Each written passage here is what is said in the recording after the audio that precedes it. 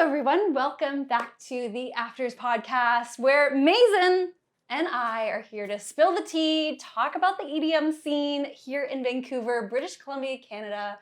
Welcome in. Thank you for being here. Please make sure that you hit the subscribe button because we put out videos every single week, and we also record them live on my Twitch channel, which I'm partner. Big news, big news, big news. Thank you so much to all of you out there for subscribing and following on my YouTube channel and our YouTube channel, my Twitch account. Your Twitch channel. It's my Twitch. Yeah. But I'm so excited. It's just you and me. Yeah. Better than ever together. Better than ever, yeah. I'm so excited to be here. Yeah. We have a full agenda. True paralegal fashion. Yeah. I have all my notes. I'm winging it like true ADHD fashion. You've got all the smarts up here. I've got all mine down here. So we're ready to go. And I think first order of business is a little tea that we have to spill about the Vancity booking and promotions. Well, it's been enlightening to say the least. You know, I've been to their events. We're not going to name any names or speak about specific events. Strictly confidential because we don't want to be too bitchy. No, just a little bitchy. And I've always found their events incredibly unorganized. They do big events in big locations, and the lineup to get in is always atrocious. Yeah. The lineups inside, more lineups inside, still atrocious. The bars are disorganized. With all that ticket sales and all that money that's coming in, where is it going? Where does it go? Apparently not to the DJs. Apparently not to the DJs. Yeah. So we are talking about a particular company in Vancouver throwing events regularly. Not every weekend or anything, but I'd say quarterly. In a semi-regular fashion. So they have experience booking and doing all this stuff. So what they've done is approach me, which I am so honored for. I'm so grateful to have every opportunity sent my way. However, when you're approaching a DJ, I really hope that people understand all the amount of work and time and effort that it goes into being a DJ. Of course, yeah. It's not just the performance time. There's also all the prep before, the cataloging, going through music. Yeah. You know, you spend hours and hours and hours doing that stuff. You never get paid for it. So you never see a dime, which is fine because that's what it takes to get into this industry. And I'm a baby DJ. I'm still learning the ropes. I'm still earning my stripes and everything like that. So I take that fully on board. However, when a promotion company is approaching me and they're saying, we're only going to pay you $100 for your time, and the baseline in Vancouver. For how many hours do they want? 2, 3? I think an hour. Okay, 100 an hour. Which is, could be better. But when the standard rate of a beginner DJ in Vancouver is $150 currently right now, or free if that's what you choose to do, or, you can choose to take this. But to approach somebody who has 2 years of experience, shows under their belts, names on posters, to give them $100, and then we'll be generous enough to give you $100 extra if you bring 8 people at $40 or $60 a ticket. Yeah, not cheap. Not cheap. How much? So the disparity there between how much they're putting in their pocket versus how much they're willing, quote unquote, to give you. And I've had it under good authority that other DJs who have played these events have not been calculated out their people properly and have not been paid out properly at all.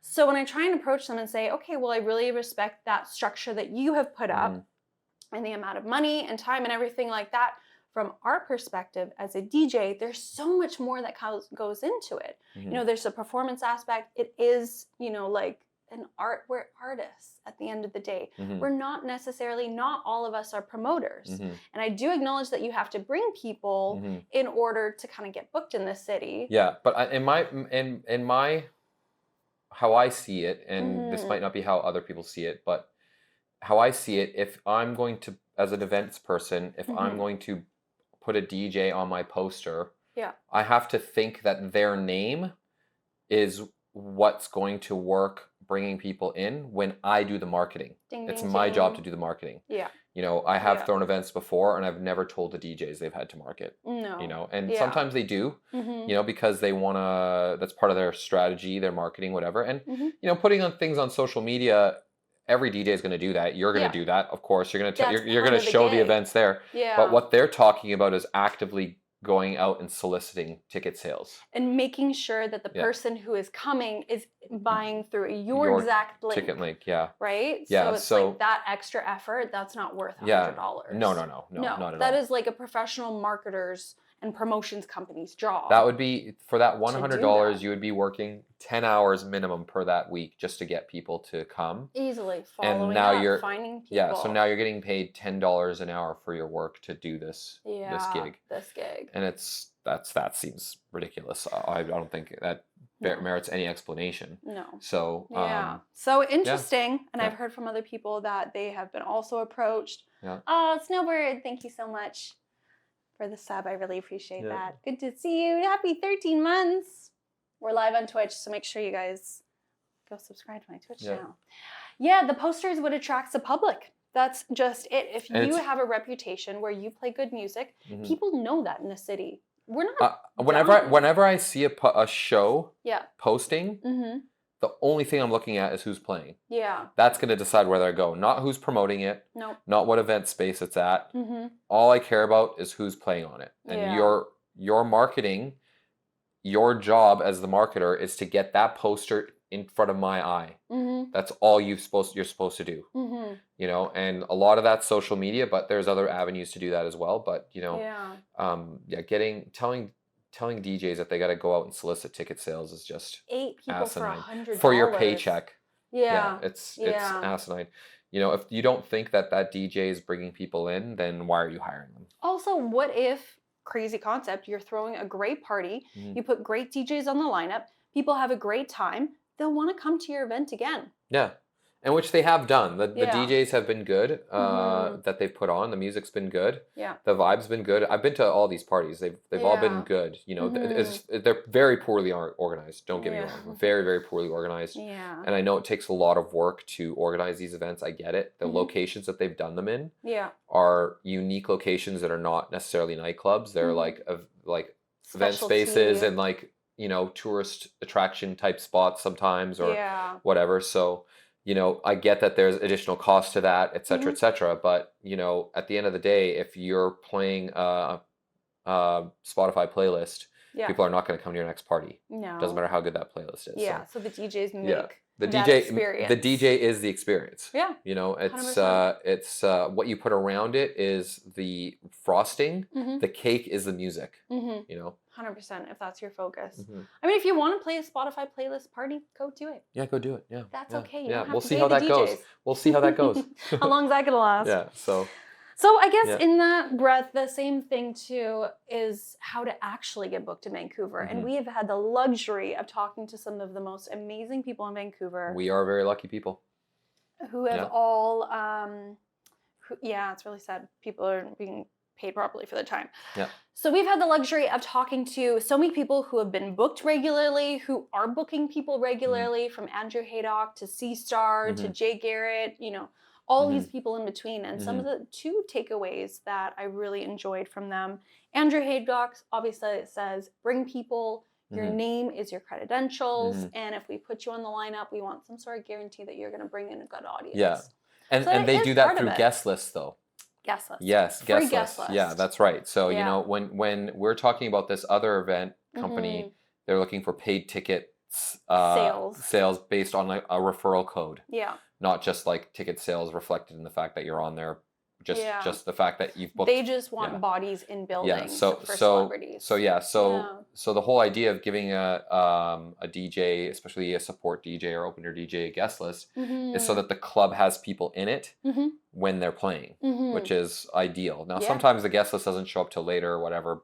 That's, you got to tell them you're coming to see me, please, thanks, you know. But that's, you know, you can't control people. I mean, there's other ways to support and like to post on social media, to comment on people's stuff, to give them likes, to put them on your stories. That also counts. Yeah, share the event. It's also seen by people in the promotions industry like Andrew. Yeah. You know? Yeah. So that matters. It really it does. Yeah. That or producing your own music, creating your own music, having your own sound, and being able to bring that into bring a fan base. Yeah. Yeah, for sure. You know, and then I think those things go together because, you know, if you're a producer, obviously you have a type of sound. If you're a DJ, you have a type of sound. Yeah. You know, and then at the same time, you're telling people that you're going to be there. People are going there not because they support how nice of a person you are. Yeah. They support how good of a DJ you are. Yeah. You know, they want to listen to your music. You know, and that's what you're getting hired for, and that's what they want to go and listen to. So it is all a holistic you know, viewpoint on how you're supposed to do this, you know. And, you know, not everybody produces, like, you don't produce, I mean, you do produce, but nothing yet that's kind of germinated. But yeah, we're getting there. So at this time, you've got a sound, and it has evolved, of course, but you have a sound, and that's what people will want to go hear. And then as you produce and stuff, that'll probably, I'm guessing, not gonna say for sure, but it'll probably coincide with the sound of what you like to play. This makes sense. Let's just maybe, you know. We'll call apples. You play progressive, but you produce dubstep. I don't know. It's a little disconnect. It's fine. Yeah. I mean, and God bless you if you do, but you know, let's just say something for everybody. Yeah. A little sprinkle here and there. Yeah. So, you know, so I think that's, you know, obvious. That's a little obvious too. I thought, and I really hope people do take this into consideration as well when they're booking DJs in the city, is a level of professionalism that goes outside the beyonds the just the performance. You know, it's like, do they show up on time? Are they posting on their social medias? Are they communicating effectively? Are they asking people to come? When they're there at the venue, are they demanding? Are they, you know, asking for different things? Are they, you know, being accommodating or doing their own sound checks? You know, like, I feel like I'm not in that industry, so I don't know behind the scenes kind of stuff, but what would somebody really appreciate from like a DJ that is a level of professionalism that sets them apart? You know? And I don't want to toot my own horn, but I feel like I'm trying to bring all the things that I have from my job into into a gig, you know, getting there early, doing my own sound check, checking in with the promotions or whoever comes up, like, hey, how's the music? You know, like, are you liking this? You know, is this kind of where you want to go? Or even at my last event, I asked Cosmic Kitty, because she was going to play after me. I was like, what kind of are you starting with a bit? And she was like, oh yeah, I think I'm going to bump it up. So like, you can bump it up to 126. I was like, okay, perfect. And in the middle of my set, I was like kind of adapting a little bit more, because that is my job as the opener DJ in order to set people up. So I was like, okay, go from long progressive ballads, check in with her. Okay, I'm going to bump it up actually a little bit more, and then adapt my sound and my songs and what I was going to do to like amp that energy up to that kind of like energy level that I needed to get to. So I wonder if other people do that, like what other things that they bring into. I would be interested to hear what they bring into their sets and their performances. And I think that we could also flip that around and be like the companies and promotions teams and event spaces that throw events should also have a level of professionalism as well with the communication. You know, the company that we're referring to at the beginning of the podcast was very rude when you responded with your very professional response. Sorry.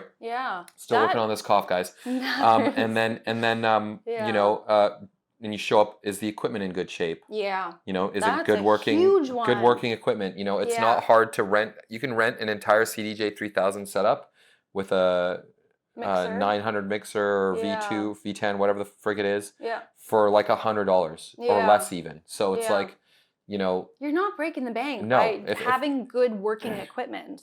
Yeah, if you don't want to buy it, rent it. That's fine. It's totally fine to rent it. If you're not running it every weekend, you're doing events once in a while, just rent it. It's fine. And then if you know you're running an event, make sure you rent it far in advance so you know that the equipment is available. Don't wait till the last minute to see if they have it, so that you're screwed or you're stuck doing something with substandard equipment, you know. And I think when a DJ gets up there, like I heard from somebody else who like the equipment is broken, the handles were flying off, the cue button wasn't working, and that played into their performance. Of course, it affects the performance. You know? Confidence, the vibe of the room, the vibe of the energy. If your song isn't starting, you're panicking. If I go into a show, which I'm not that I'm being booked for anything, but Mhm. even if I was, Yeah. I've actually turned down gigs because I said this is my minimum requirement for equipment. Yeah. And they say, well, everybody plays on this and blah blah blah. I'm like, okay, well, that's fine. Yeah.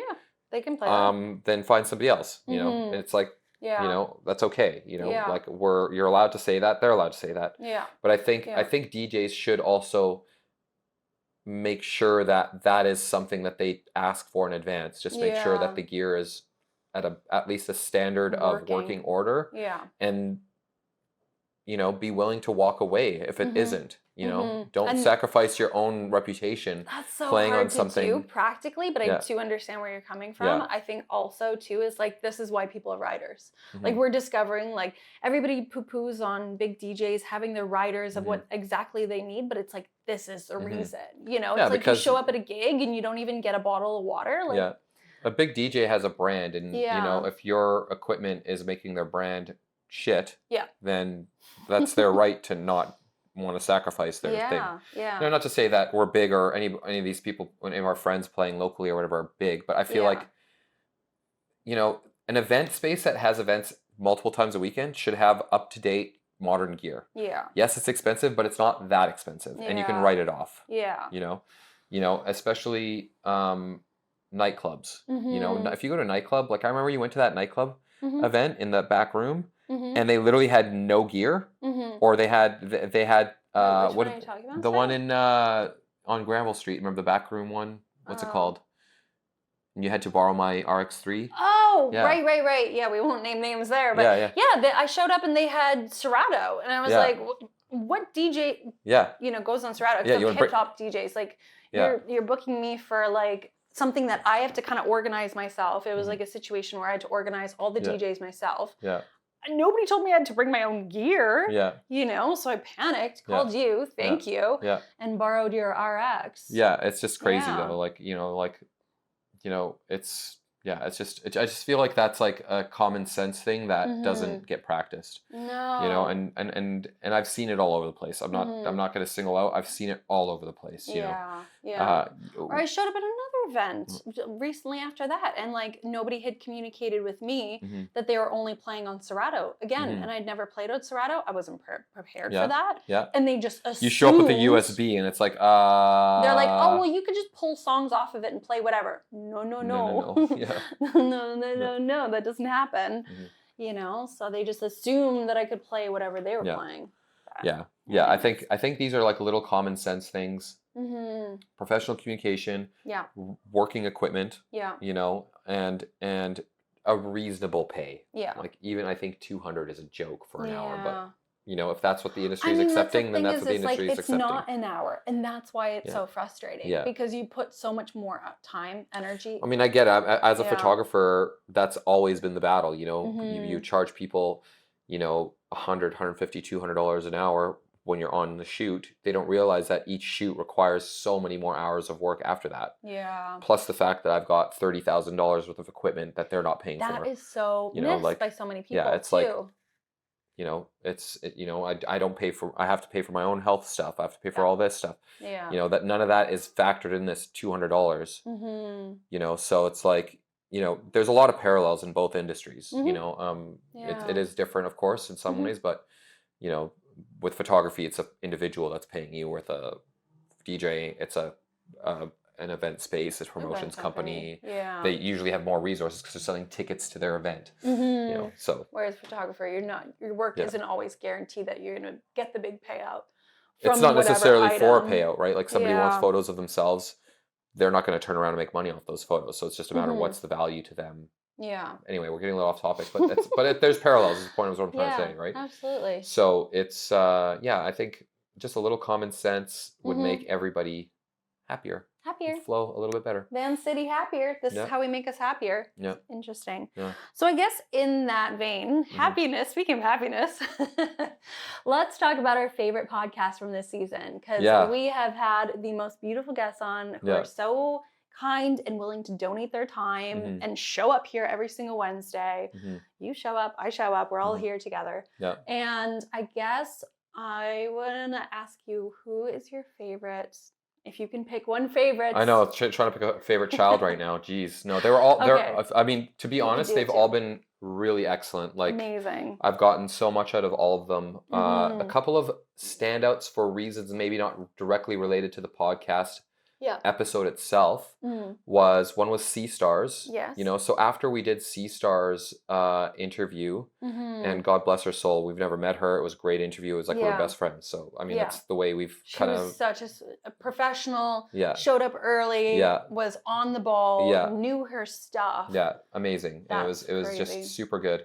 Yeah. But after that episode, I have like a few friends that live in Victoria, which is where she's from, and they're connected to other people, and they're connected to other people, and so I had people coming up to me from the island or messaging me from the island saying that they love the episode, they watched it, they're huge fans of Sea Star, so cool, all that cool stuff. So it's like, you know, and that resulted in me going to the island for a show. Yeah. Because one of the people who saw that was one of these promoters, event promoters / DJs. Yeah.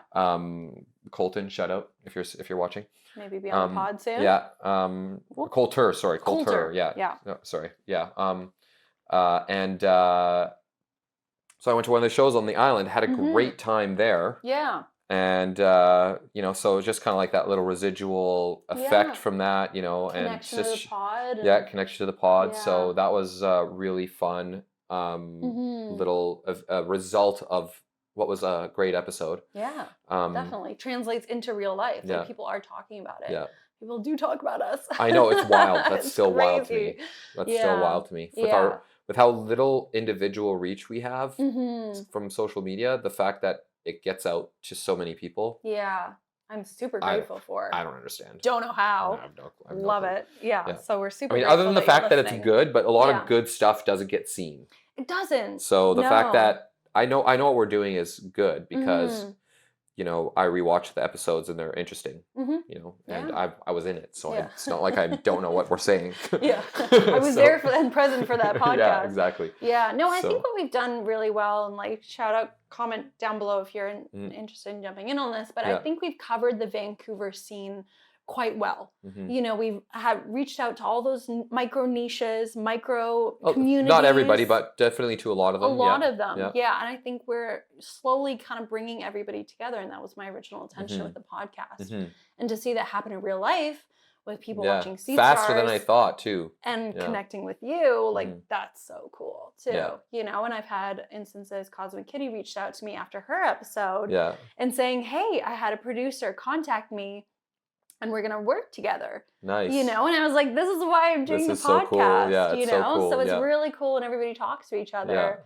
Yeah. And she's putting more of a focus on producing as well. Yeah. Which is so cool. Changing lives. I mean, like, lives. I don't want to be like, it's because of the podcast. But like, I think it is, you know, because I saw her really put more time and effort into it, and her stuff's amazing. And to talk to her, and like, that was one of my standout episodes for sure, was because she was taking inspiration from herself and other people around her, and just being able to authentically and organically translate that inspiration directly out into the world. Because I feel like I've got so many ideas. I'm like, oh, I could do this.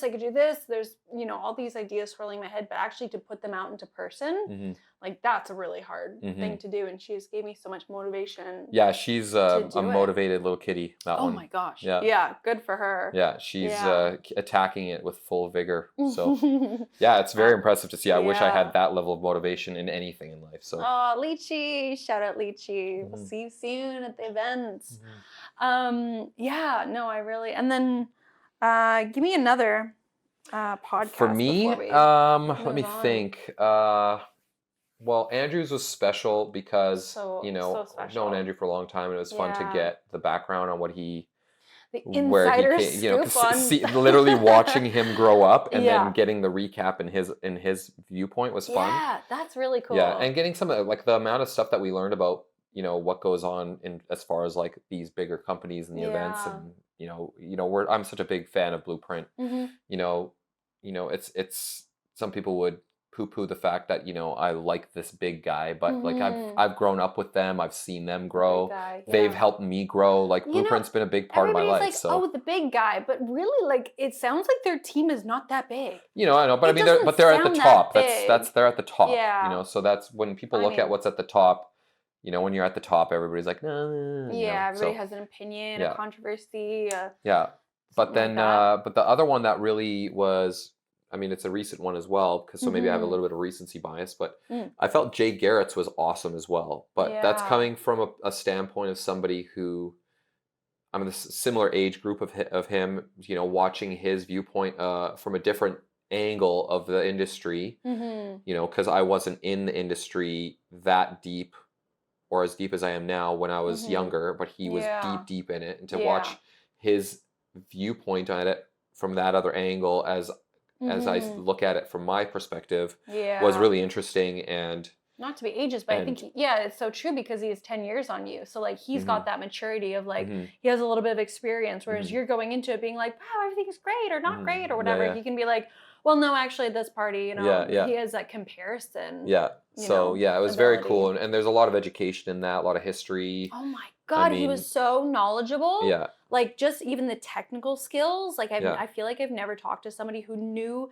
the technicality of every single DJ that was coming up at the yeah. time, all the equipment that was used, hmm the Ableton teacher aspect of hmm him. Like that hmm just, I wish I was more educated hmm in order to ask him deeper Yeah, yeah. questions. So we could actually, You yeah, know? exactly. Like I felt like we Like, were 101 learning while he's trying to teach yeah. us like or I talk was about like, like wait, let's go super high back level to stuff. basics. Yeah, I'm super excited for him yeah, to come back on the podcast, yeah. That'll be fun. Yeah. and ask him like level 2 hmm stuff if we get there. Yeah. And Yeah, learn. and I mean, Yeah. to be honest, like again, it's like picking a favorite child. Every podcast episode's been super fun, Mhm. very enjoyable, Yeah. very interesting. I've So learned engaging. something from somebody from every single one of them, Oh, easily. inspired by all of them. So like Yeah. it's been a real treat to have these people on and really Mhm.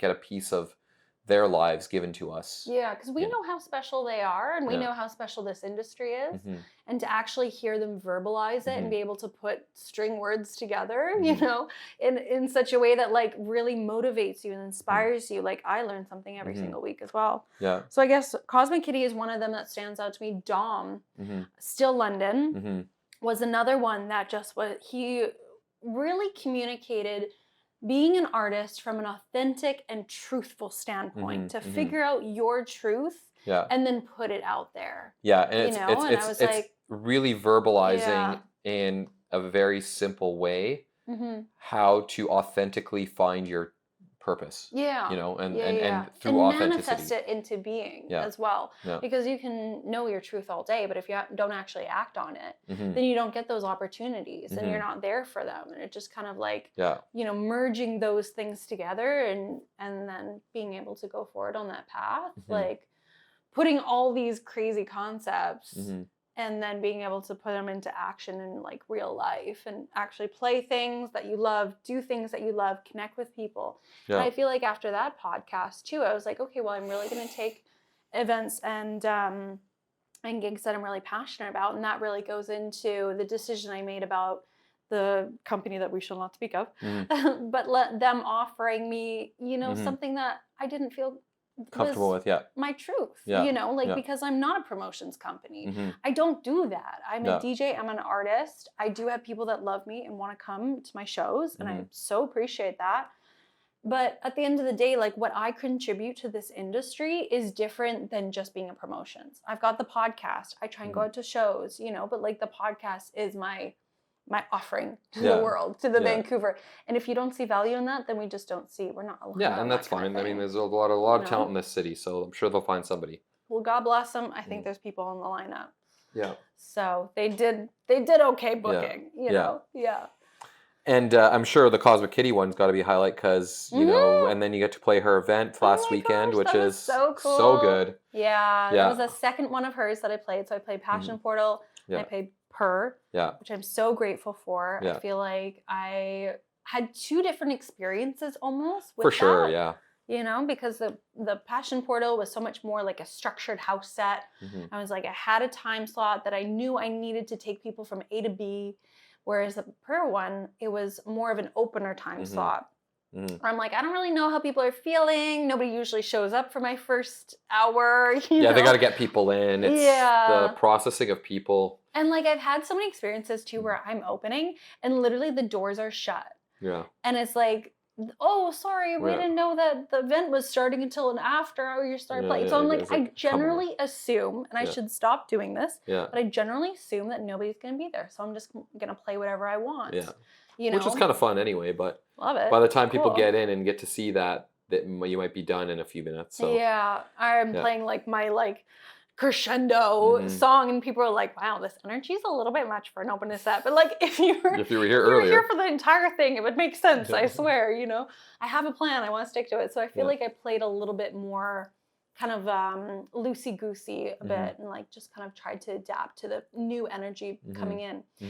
With that being said, I think something that Average Citizen said in their set, and you kind of echoed it too the other day, was something that I'm going to take into my next sets moving forward. And that's for every couple of tracks to have like an introduction track.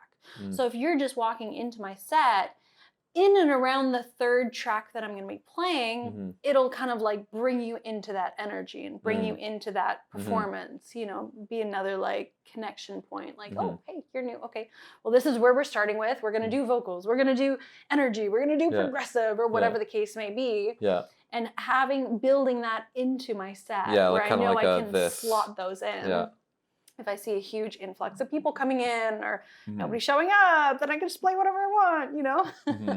Yeah. So I thought that was really interesting. Yeah. They had a great podcast too, by the way. Oh, yeah. It was that one was tons of fun. And I mean, I wish we could have, we wouldn't be able to show it, obviously, but in a perfect world, I wish we could show the conversation we had before and after. Yes. You know, the off-camera stuff was just as good, if not better. Yeah, and it's also like, you know, I've known Danny and Josh for a long time, and it was nice to hear their story in its entirety as well and get their perspective. It's they're so interesting as a couple too. Like just their dynamic between them is so sweet and lovely, and then they play on this big house too. So it's really cool to see the person behind their persona. For sure. You know, and they're probably up there as one of the more successful, I guess you could say, artists that we've interviewed.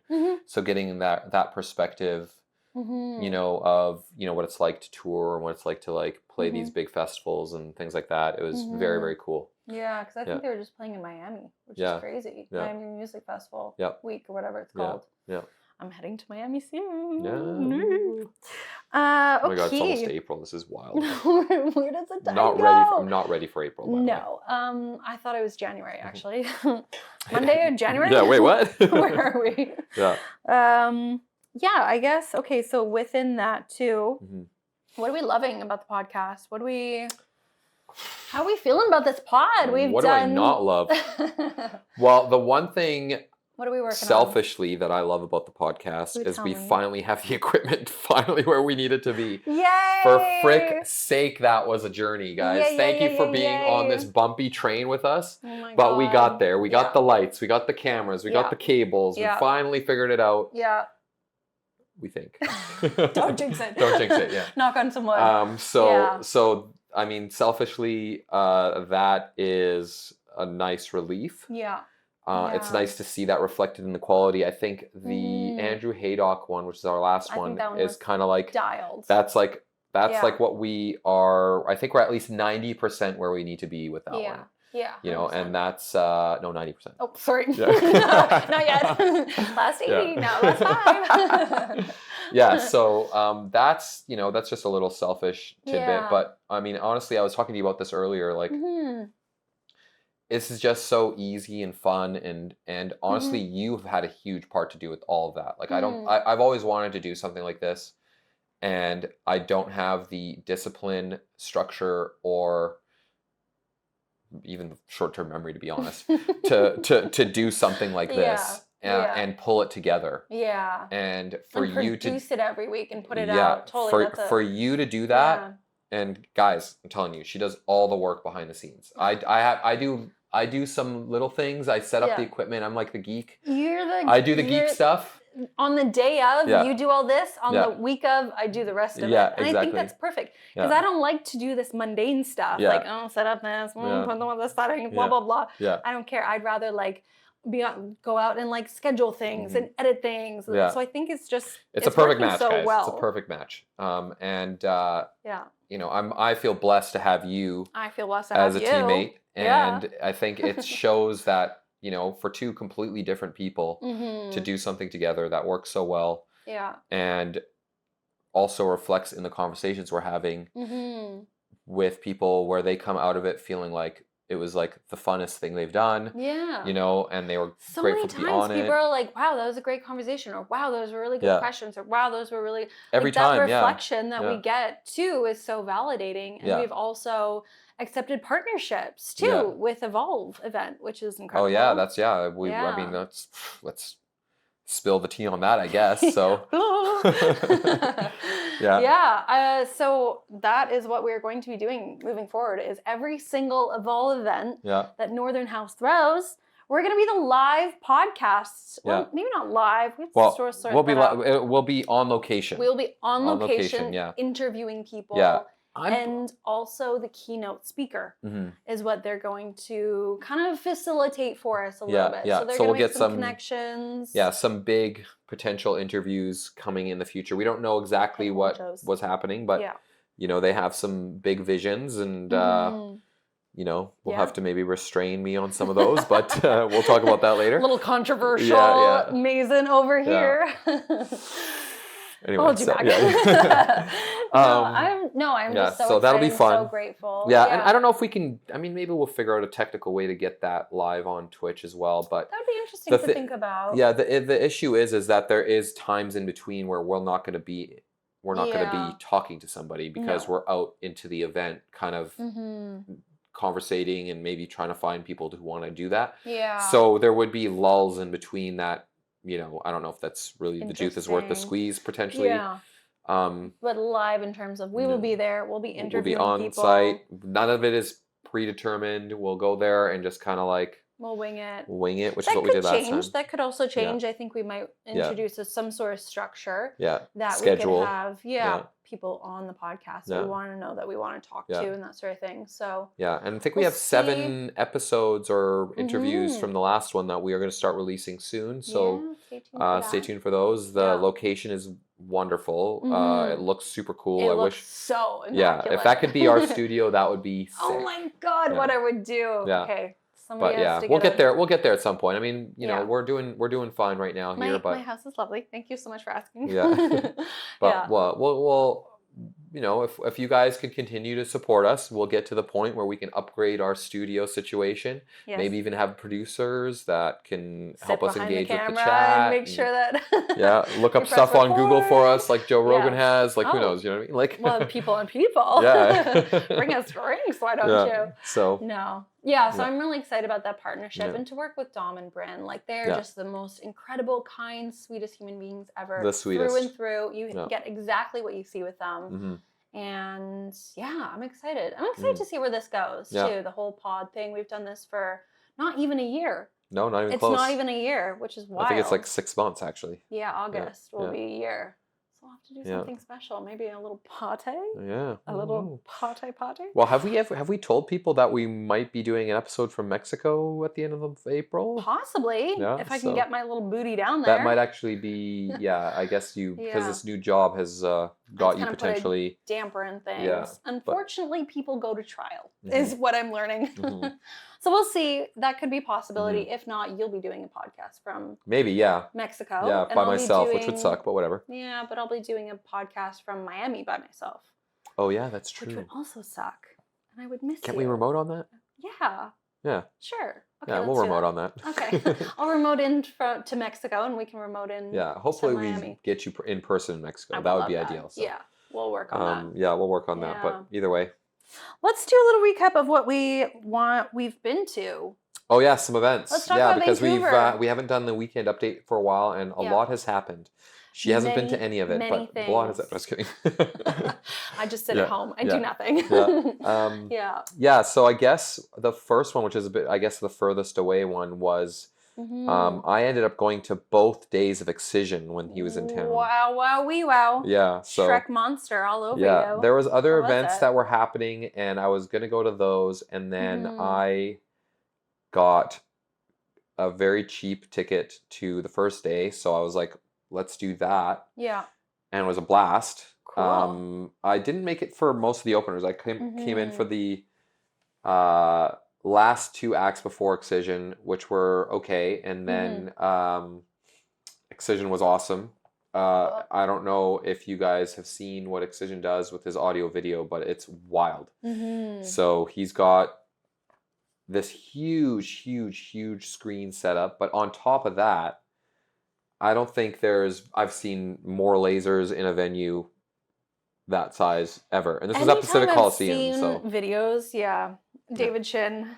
Excision is next level. His AV is incredible. Yeah, his AV is wild. Like I remember seeing. So I hadn't seen Excision in a long time until I saw him at Paradise Blue last year, which was a year ago. Yeah. But the last time I'd seen before that was probably at what was called Plush Nightclub, which is now Enso. Okay. So he was at Enso, and it was like their setup's not that big, so it was still had the whole screen behind there was going, but it wasn't not nearly as crazy. We're talking about 1,000-person event versus a 20,000-person event. So so different. So so when I saw him at when I saw him at the Paradise Blue, which is his festival, for those of you who don't know, it's in Cancun. It's at an all-inclusive resort, and the main stage is on a beach, and it's huge. Yeah, it's huge. Like it's crazy. it's like an EDC size stage for like.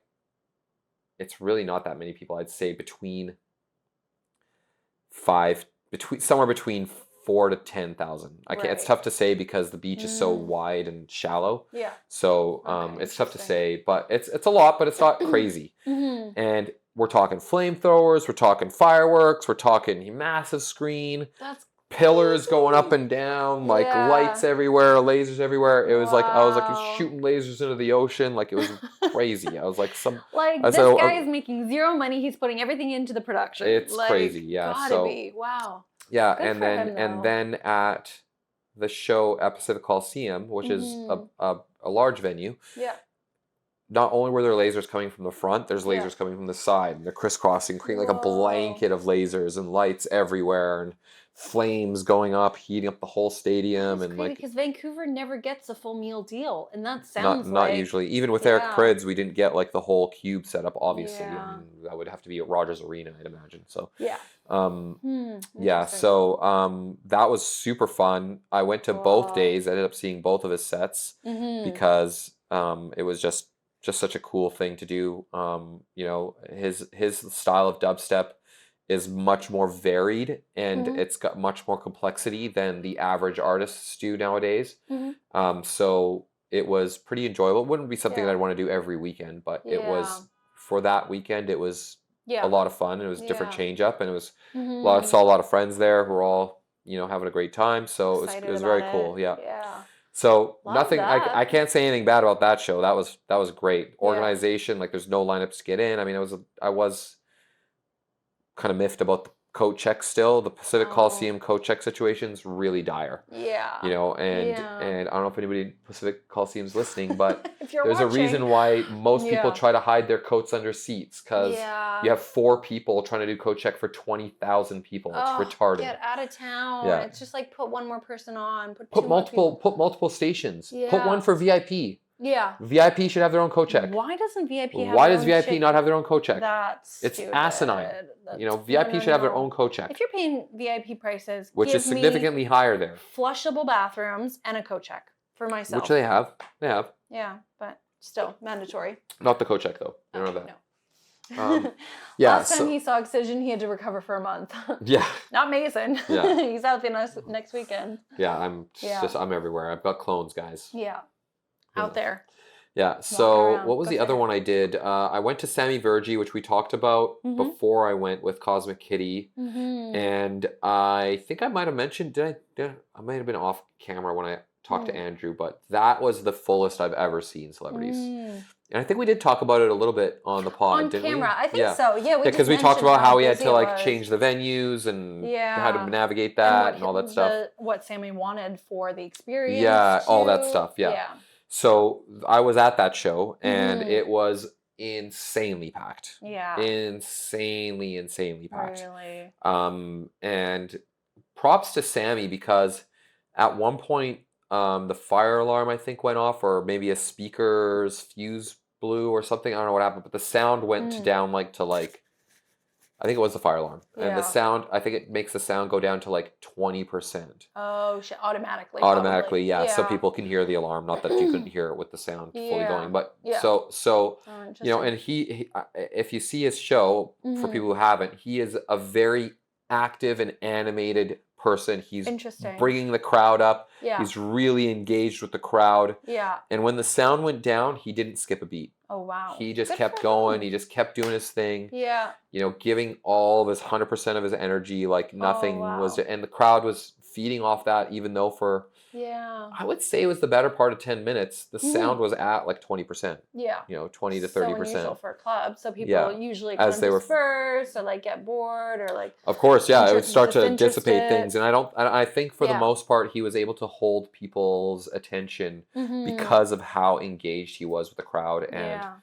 I mean, how much even with effort the he was setup, doing it sounded like Andrew was talking to him, and he was so engaged, even with like the location and Yes. flying in and getting dinner. Like, that's really cool to hear that like a big artist like that. I think that kind of harks into what we were talking about at the beginning of the pod today about that level of professionalism and 100% between the performer and 90%. and the establishment. So that's really cool to see. You know, big artists doing that. Love. Yeah, and I mean, honestly, he could have played at the Commodore and it would have been full. It was just wild. So, good for him. Yeah, so that was cool too. What else did I do? Oh, I went to this last weekend.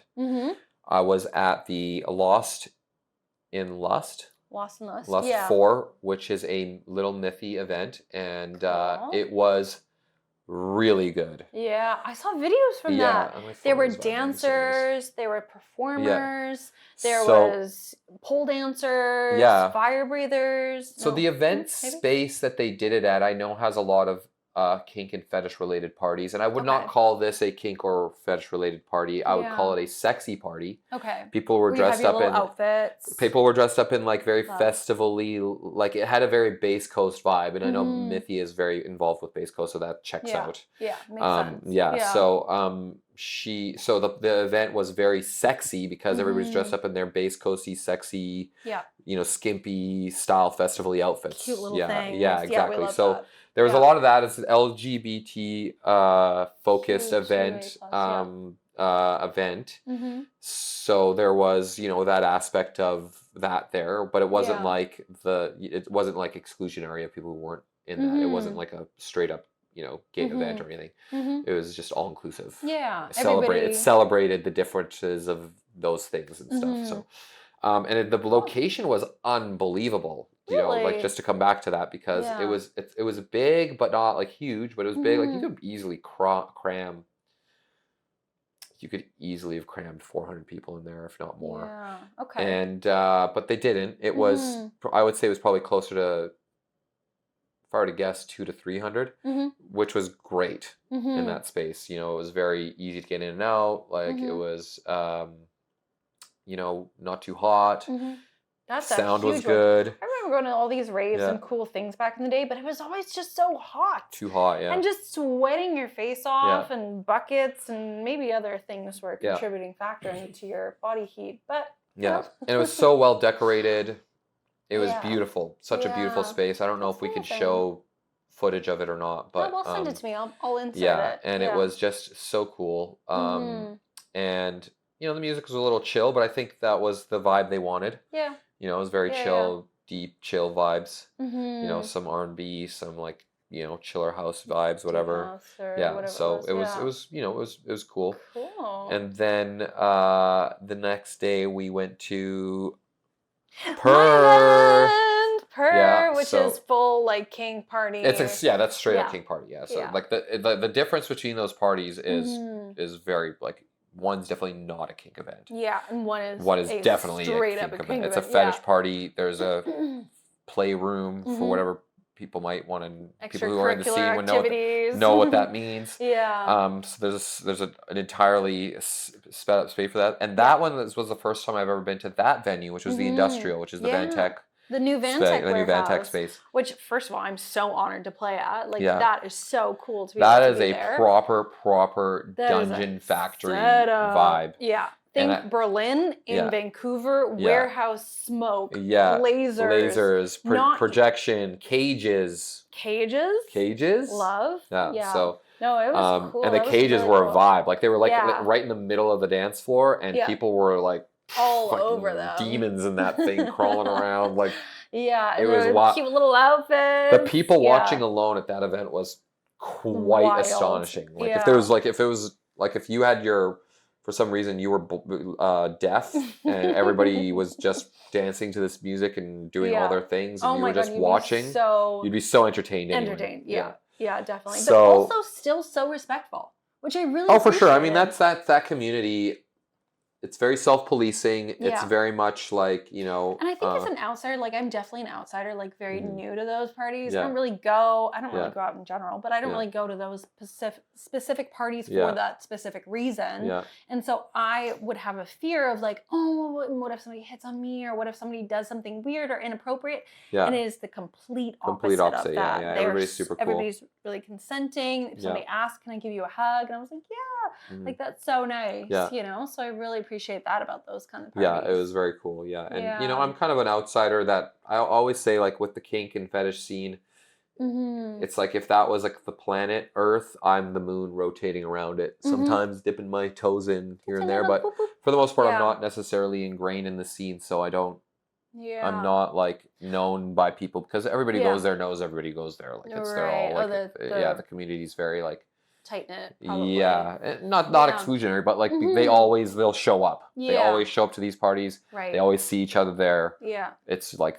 a lot of people, they just all know each other. So I do want to say though, like it was the per event that I really liked, and I think what I've seen in the industry since then is another person trying to throw their own kink events with a little bit of a bad background and like a little bit of a scandalous background. So I do want to caution people out there, don't just go to anyone. Look into the event and make sure that the person throwing it I would definitely say that and I would definitely say it would be ideal to go with somebody you know who goes normally. Yes.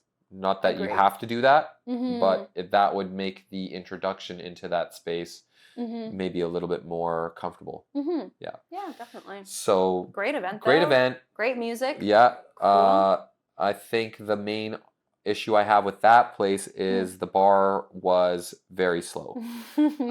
So in the heat of they're used to 800 people showing up though. Yeah. Like it was a full house for sure, but they definitely need to expand the bar situation. Yeah. I mean, maybe even I don't know. I have some ideas, but I don't know. Whatever. Yeah. It's just. I think through the next weekend they got an extra bartender on.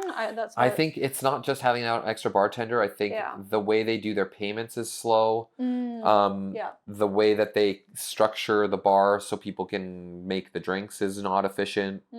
Where they have people lined up, where the bar specifically is placed, is not necessarily ideal. Yeah. So I think that whole situation there's a little room needs to be addressed. Yeah. And there's a lot of little improvements that if you do a lot of them would be a lot of improvement. Yeah. Well, I think we're going to have folks from Vantech on the podcast. So we can talk to them. Yeah, for sure. And that'll be fun, And and the thing is, like, I think it's their third weekend. Yeah. Oh yeah, fourth weekend. It's so brand new. Yeah, and they're not used to having a space that has the capacity 600, 700, 800 people in it. Yeah. So, if they're used to staffing their old place, that's going to be overwhelming. 400? No, I mean, even crammed that place is 200. Oh, okay. Crammed. Fair enough. So they're like so I would say that there's definitely they're just kind of teasing it out, and I'm sure they'll figure it out. Oh, absolutely. They're smart people. They know what they're doing. They're so passionate about the industry. So passionate, so good at what they do. Nothing but good things to say about them. Love 100%. It. So Cool. Yeah, so I think that kind of sums it up for the last 3 weeks, because I think that's how long it's been since we've Crystal done. Method. Oh yeah. Just briefly, how were they? Crystal Method was great. That was It was on Red Room. at Red Room, which is On a awesome. Sunday night. It was on a Sunday after doing the last 2 events I just talked about. I was exhausted. The Lord's Day. Yeah, might I add. I was. If that was on a Friday or Saturday, I would have had way more fun. It's not an indictment on the event itself. The music was awesome. Yeah. The vibes was great. Yeah. I just was exhausted. Same thing with like when we went to Mathame. Exactly. We wish it was exactly. on a If that was on a day. Friday, it would have been way better. Amazing. It's to do 3 nights in a row partying, even sober, is difficult, guys. Yeah. No, even when I go out, I just drink a little bit. Sometimes I have a little bit more. But that's why I usually only go out like once a weekend or once every other weekend. Yeah, exactly. I just don't have that time. Yeah, and then what else was there on the list? Matroda was a couple weekends ago. Mm-hmm. Not my style, but good. But Matroda was good, very good. You know, definitely like if you're gonna listen to tech house or bass house, he kept it engaging and fun without being boring. Without being boring, the openers were boring. Oh, yeah, in my opinion. Okay. Yeah, and I think the crowd wasn't really. Where was this at? It was at the Commodore, actually. Oh, interesting. Okay. Yeah, I feel like that's a really hard one because it's like if you know the headliner's playing tech house, the whole crowd is there for tech house.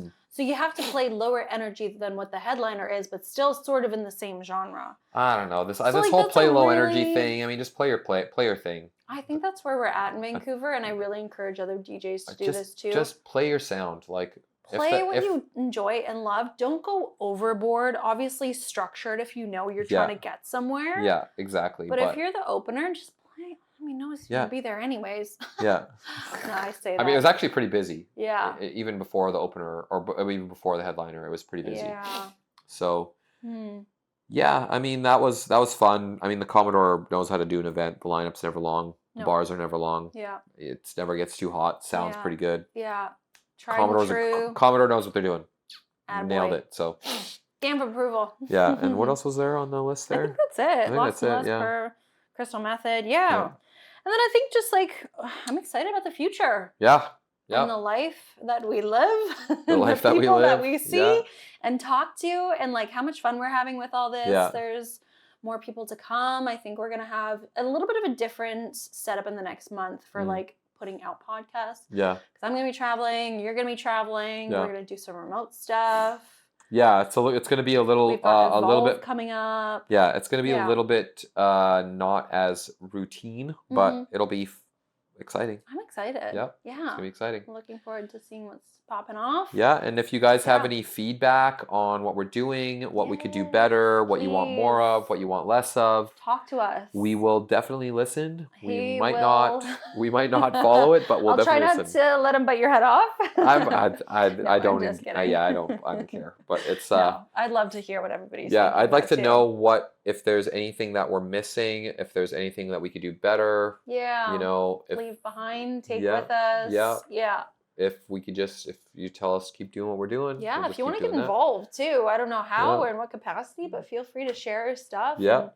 We would love that and really appreciate it because we want to bring, I've always said this, I want to bring more eyeballs and attention to Vancouver. Yeah. There's so much talent here, and the more eyeballs in Vancouver, the more opportunities for everyone. Yeah. It's like just because we have one person on the podcast, that doesn't necessarily mean that's just benefiting them.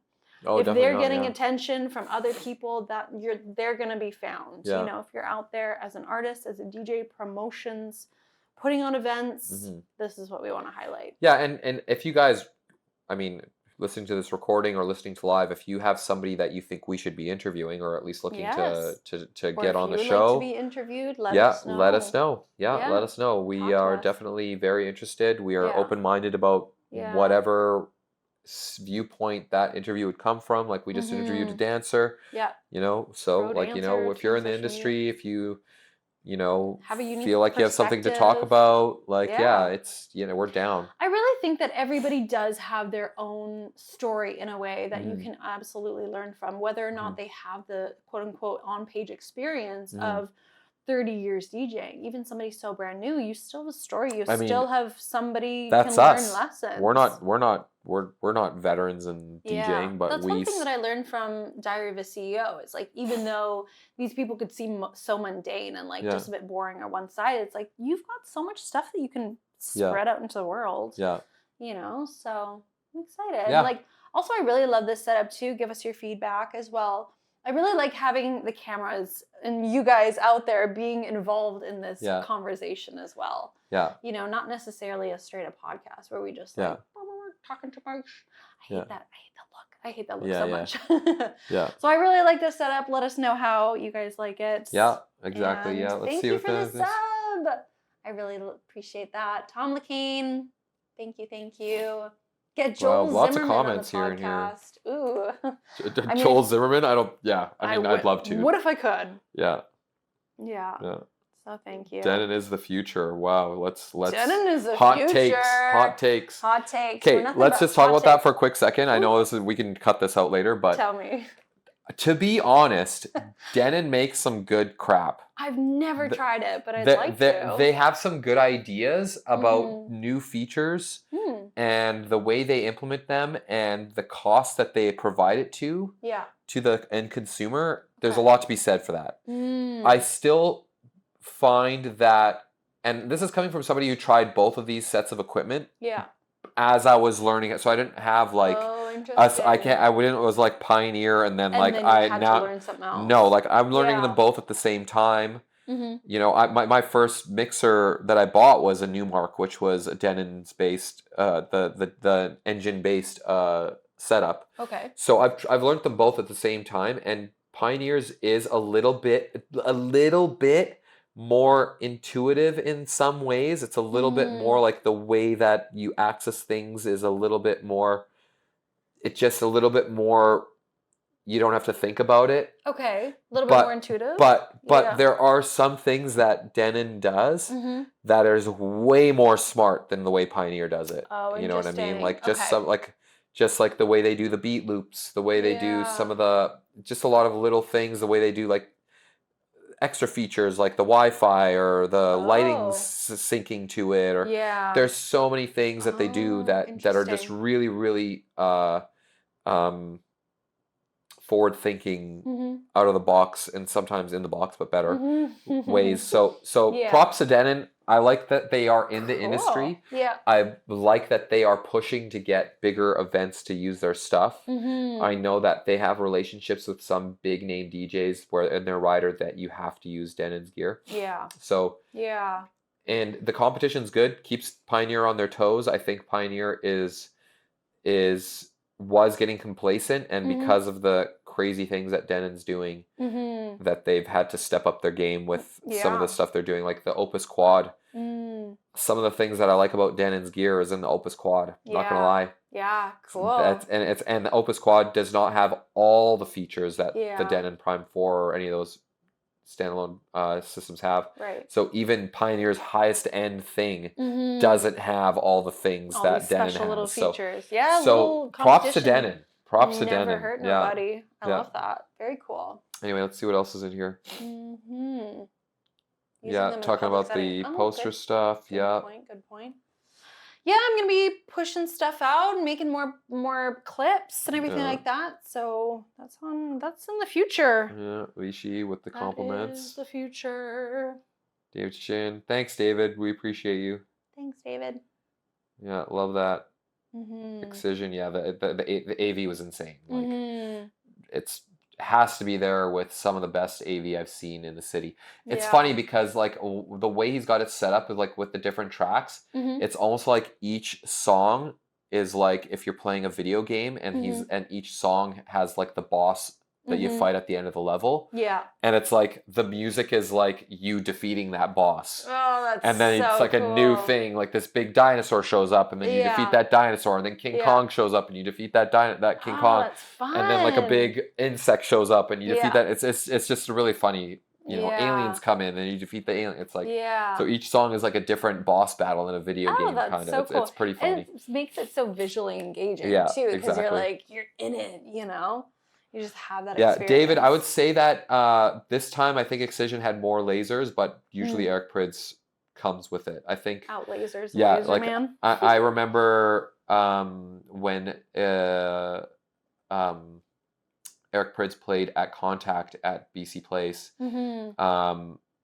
No other set had lasers. I think that's how he set it up. Oh, like interesting. Like if that was probably his rider. Yeah, And no other DJ yeah, can have as many and then so I was like curious because I was like, where's the lasers in this show? Like every other DJ is like lame. They have this big screen with audio, video, whatever. Yeah. And then it's like, oh, there's no lasers. And I was like, I guess they're not going to have any lasers for Eric Prydz. Eric Prydz comes on, blanket of lasers. Like, oh, I saw like the all whole those roof videos. was wild. I think the episode is titled Eric Prydz, so go watch that. And there's clips. No, I'm talking about Contact. At Contact. Oh, this is years ago. Yeah, a long time ago. Yeah, like even mind. at his event too, there was no lasers until he came on, and then it was just an ocean of lasers. So many lasers. Yeah, but I'm talking about Contact. You know, Contact has a bunch of headliners. So. Yeah, excited for all the shows that are coming up too. Snowbird, sorry, no, who am I saying? T-Pool. Don't you think you guys have a lot of power, could get together and organize events? We could. I've done events a lot. In a long time ago. It's been 10 years or so. It's not really my passion, to be honest. I like, so the reason why I did it is because I was unhappy with the music that was played at events. I wanted to hear music that I liked. Yeah. And nobody was booking that at clubs or whatever. So the only way that I could get that was to throw my own events. So I would throw events here and there, sometimes with friends, sometimes on my own. Yeah. And they were all successful in the sense that I didn't have to go out of pocket at the end of it. I would only charge what it took to throw the event because I just want to have a good time. But the amount of work it takes is insane. It's crazy. It's crazy. So thankfully, the new generation and the new generation after that even as well has come up and taken over the mantle. Yeah. And there are so many events that are playing music that I want to hear that sometimes I have to not go to some because there's just too many. Yeah. So I have luxury choice. There's so much talent in the city. They're doing a better job than even I would ever did. Yeah. You know, so I mean, the fortunate thing is that we know everybody and or most people, and we can have them here in studio and be able to talk to them. I think that's what we're really focusing and honing in on right now, and I'm very excited about that. Yeah, if we ever did an event, it would be, who knows, maybe some like 5-year anniversary or some like big landmark or whatever. Interesting to think about a 1-year party somewhere, maybe at Northern House or something. Yeah, something like that. You know, and just like have a live stream and totally chit chat or something like that. I don't know if you guys have ideas. Let us know. Yeah. I love the Denon talk. That's funny. Denon. Well, I think that kind of comes to the end of it. Any last words? Yeah, it's cool. I'm just looking at some of the stuff here. Who's that dude? Supreme Diz, welcome in. How are you? I can't see it back. Yep. Okay, there. A little skeptical about the Wi-Fi capability. Yeah, I mean that's kind of like for at home. You wouldn't want to do that at a club. I agree with that. So he's saying he's a little skeptical about the Wi-Fi capability on controllers. Yeah, that's just for like a home setup for sure. Like I don't know, you know. And then the thing is that some of the Denon stuff, they have stuff that you can program the lighting to go with the music from the controller. Yeah. So I'm not sure how that extrapolates to a large venue if the bigger gear does that as well, so that you don't necessarily have to rely on a full lighting tech guy, engineer or whatever. Cut out the lighting and tech guy, and I think that if anything, we shouldn't be cutting jobs in the industry. We should be making more of them. Yeah. You know, Scuba Marco, what's up? Yeah, that is interesting to think about. You know, if you're having a house party, that's excellent. Yeah, you just hook it up to your lighting setup. But then bigger practicality, all the DJs in the world are supposed to know Pioneer. So it's like, that is why it's industry standard. You have to learn them and then, you know. I mean, it is just because they were first to market and they got that exposure. I mean, who knows? One day we could be all playing on Denons. Could be. Yeah. Watch out. It's not that big of a switch. Just like any other gear, you know, if you're really super comfortable with one set of gear, going to another gear, all the buttons are there. They just might be in a slightly different spot. So it's just a matter of like, it's not quite as natural to be like, oh, I can do this with not even looking. I know where that is. I know where that is. Whereas now you're on this different gear that you may have less experience with, you might have to look for it and then do it. Look for that, and then do it. So it's just an extra thought. Which is not as intuitive. It's a little bit more. It's a little bit more anxiety. thinking. It's a little bit more energy, I had the but it's experience fine. of going from Pioneer to Serato, and I played on New Girls Reigns, and also the Hercules. And so learning those two different sets of equipment, I feel like only helped me because I was able to rely. I had to rely more on beat matching by ear than I did with having the Pioneers, which I know intuitively how everything works, and so I could visualize it and see the beat matching. Whereas that one, I was just like, I have no idea what I'm looking at, no clue what's going on. I don't even know if I have like 2 tracks playing or one's on loop or whatever. So I'm like trying to listen and then beat match and then also figure out a transition in and out of things. So learning the different equipments, I feel like only helped me, my skill set. As frustrating as it was. As frustrating as it is, As much as I didn't want to. You hate to do that on a gig too. It's like, could I get like, could I get half an hour on this before the show? Like, it wasn't it wasn't on a gig per se, but it was definitely live in front of like 200 people, which is our channel, and I'm just like, sorry, like every other song transition messed up. I'm like, oh, sorry. They're all so patient. They're like, oh, it's okay. You know, you're pretty. I don't have that gift, unfortunately. And on that bombshell. Thank you for joining us on our, just the 2 of us pod. But, sometimes that's also good. I like this. Right? You like it as much as I do? Please say yes. No, I love this. There's so much more to come. We've got Evolve events. We've got Mexico and Miami and everything. We've got you guys out there. We love you guys. Thanks for the support. Like, share, subscribe, as the YouTubers say. Subscribe. This is my preferred platform for sure. And like, we just want to put more into this. If we could get to the point where this is generating some sort of advertising revenue, then we could do it more often. We could do it in different places. We could do it in a nicer setup. We could have more people. We could have bigger more people. Bigger, we could do lots of things. We could make this into things. something really special. So we need you guys. All of us, to go and do that. So thank you. Thank you for being here. Tune in every single Tuesday on socials for the episode. Every single Wednesday live on the Twitch channel. We'll see you very soon. Let's go.